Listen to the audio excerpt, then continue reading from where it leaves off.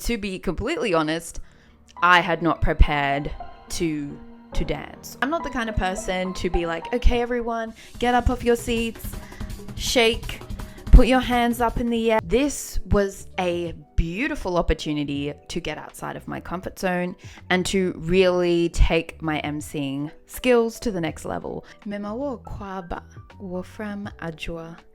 And in today's video, I'm going to be sharing a little story time about a recent experience I had as the MC for a global research conference. As you heard, I spoke a little bit of Twi. Twi is one of the widely spoken languages in Ghana, West Africa, and I am actively learning Twi in 2025. So I hopefully will be incorporating more and more Twi into my videos.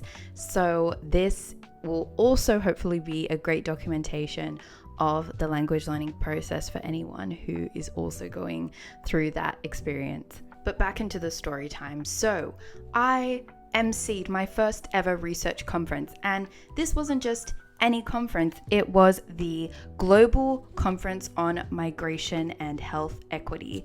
And I was really pleased to receive this invitation, this public speaking booking. For those who aren't aware, I do public speaking now as a professional service, and I have really grown in my journey with public speaking, and emceeing is a very particular type of public speaking because you are not necessarily delivering a keynote message, but you are helping the flow of the event run and making sure that the audience is engaged and is remaining attentive throughout the program.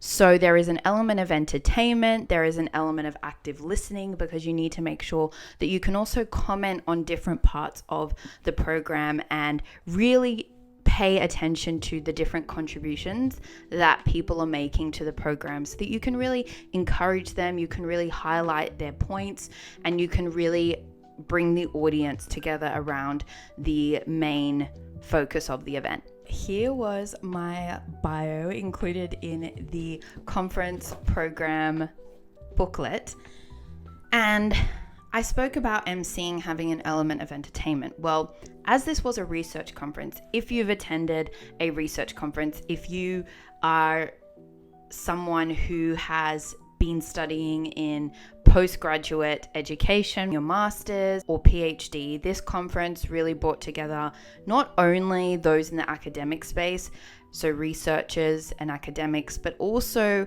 people in industry and in the community to discuss matters related to health, equity, and migration.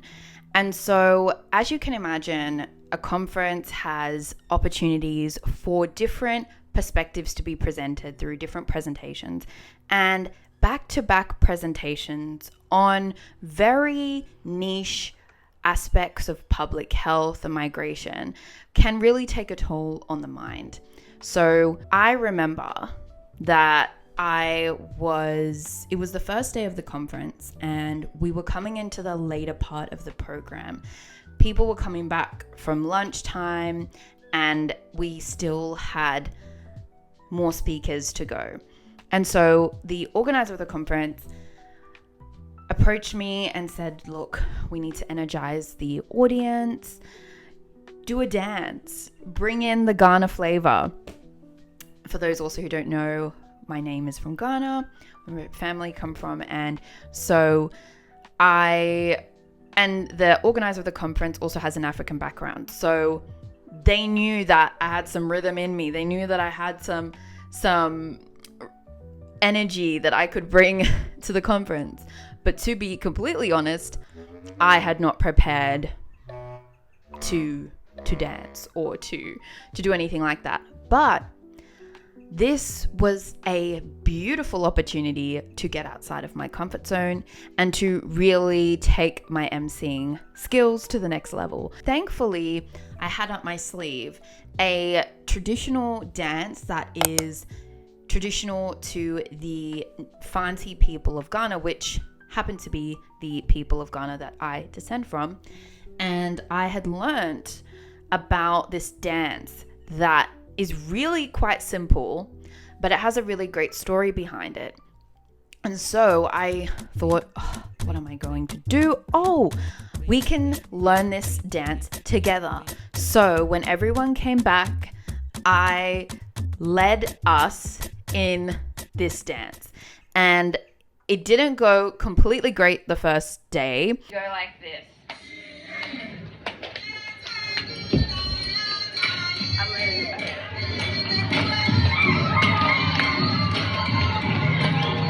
Because there was still some learning to be done, and I knew that the second day would be a great opportunity to bring it back again and break it down. So I ended up on the second day also using this dance to bring energy, bring some lightheartedness to the conference. So you kind of have to move a little bit faster than that top one. You do really well. And the audience really loved it. In fact, after the first day, I had attendees asking if we could practice the dance again and do it again. So this was a really great way for me to see how you can even use elements from your own culture. You can use things that you really love, because I really love everything to do with cultural dances and languages and cultural symbols and history. So I was able to really incorporate my Fanti background into my public speaking practice. And to me, that was really fun and exciting. So I will insert a little snippet of how it went. I just share this story time to really encourage you to not be afraid to step outside of your comfort zone. Yes, you can continue to do things the way that you're expected to do them, but sometimes stepping outside of what is considered the standard is a really good thing. So for example, this conference was quite academic focused and it was quite a formal occasion, I would say. But what I really observed was that the MC style I was able to bring to the conference really helped to make people feel that this was also an opportunity for them to have their perspectives shifted, even just through the MC flow of the program. So by doing that dance, it was an opportunity to loosen up, to realize that it's also great to have some fun as well. So I think that was a really key takeaway for me, that you can bring more lighthearted elements to a formal environment by being a entertaining and interesting MC. And this is what I always come back to, the power of storytelling.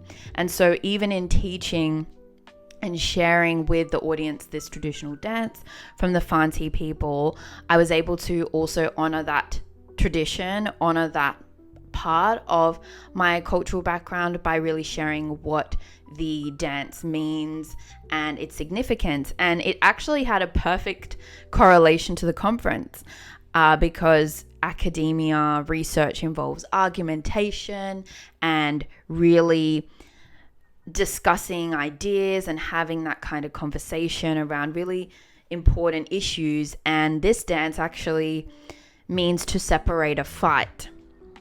That's the name of the dance. It translates to separating a fight. And so I was able to link it to intellectual fights and intellectual arguments, and it was just really great. So I just thought to share that story time because it did take me by surprise, but then I ended up also being surprised at how much I enjoyed it, and I really got myself into the dance to the point where I was out of breath when I had to flow into the next part of the program. But yeah, I hope you enjoyed this little anecdote, BTS story, what I was thinking, what actually happened in this conference, like an interesting part of it. And I will definitely keep you updated on future things like this, and I look forward to seeing you next week in next week's video. So thank you so much for watching.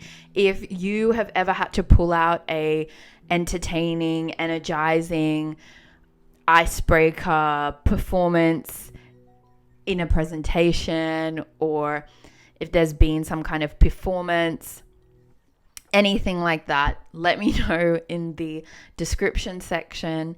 And yeah, if there's also a really amazing cultural dance or story or anything that you've learned to do with your own culture or the culture of another group of people, please share that as well, because like I said, you never know when you're learning actually will come in handy. And for me, knowing about that dance really helped me in that moment where I had to come up with something, because I'm not the kind of person to be like, okay everyone, get up off your seats, shake, put your hands up in the air, let's stretch. That's not me.